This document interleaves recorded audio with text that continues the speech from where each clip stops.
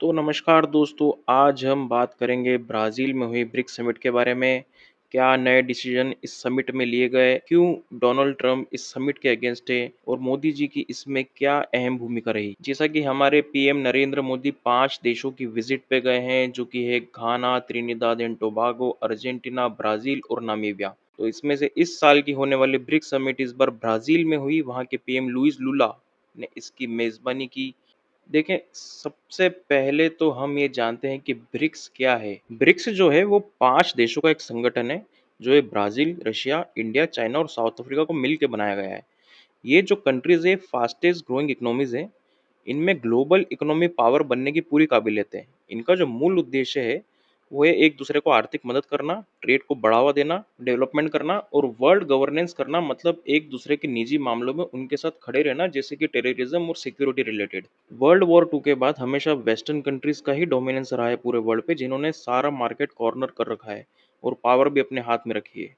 तो ये जो ब्रिक्स है, उनके सीधा-सीधा इकोनॉमिक और फाइनेंशियल सिस्टम को चैलेंज करता है। तो पिछले साल 2024 में ब्रिक्स ने एक्सपेंशन किया और 6 और देशों को इसकी सदस्यता दी, जो कि Egypt, Ethiopia, Iran, UAE, Saudi Arab और इंडोनेशिया। इसके अलावा 10 और देश इसके अस्थायी मेंबर हैं। तो इस बार 2025 की जो लीडरशिप है वो ब्राज़ील को मिली है। ये समिट रियो डी जेनेरियो में हुई है। ब्राज़ीलियन प्रेसिडेंट लुइस लुला इसे होस्ट कर रहे हैं। इस साल इस समिट का मूल उद्देश्य था, वो था ग्लोबल साउथ में एक दूसरे के रिलेशन को मजबूत करना और उसे डेवलप करना। हालांकि समिट में चाइना के प्रेसिडेंट शी जिनपिंग ने हिस्सा नहीं लिया और उनकी जगह उन्होंने अपने प्रीमियर को भेजा।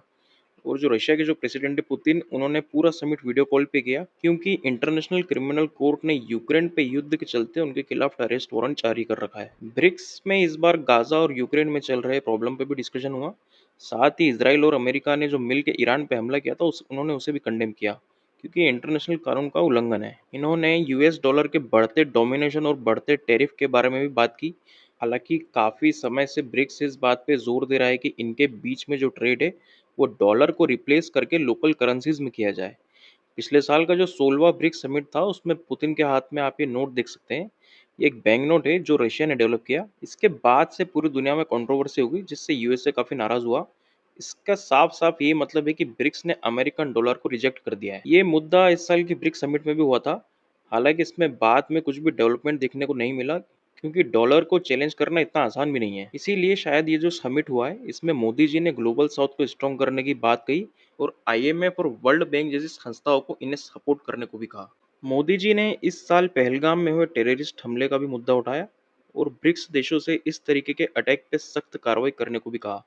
और इनडायरेक्टली चाइना को पाकिस्तान की हेल्प करने पर भी क्रिटिसाइज किया, क्योंकि चाइना ने पाकिस्तान पे लगे यूएन सैंक्शंस को ही ब्लॉक किया था। अब इन सब के बीच जैसे ही ब्रिक्स की मीटिंग खत्म होती है, उसके तुरंत बाद ट्रंप ने इस समिट को एंटी अमेरिकन पॉलिसीज बताकर ब्रिक्स देशों पे 10% का टैरिफ और बढ़ा दिया। आजकल ये भाई साहब ने टैरिफ टैरिफ का नया गेम शुरू किया है। हालांकि इससे होना कुछ नहीं है, ये सिर्फ कुछ ही दिनों का एक जुमला है। इसके कुछ ही महीनों बाद ये खुद ही इन टैरिफ्स को कम कर देंगे, आखिर बिजनेस इन्हें भी करना है। अब देखना ये है कि ब्रिक्स मीटिंग के बाद इन सभी देशों की अमेरिका पे डिपेंडेंसी कितनी कम होती है, क्योंकि अमेरिका से मुकाबला करना इतना आसान भी नहीं है। तो चलिए दोस्तों, मिलते हैं अगली बार एक नई वीडियो के साथ। वीडियो को लाइक करना और चैनल को सब्सक्राइब करना ना भूलें। तब तक के लिए गुड बाय।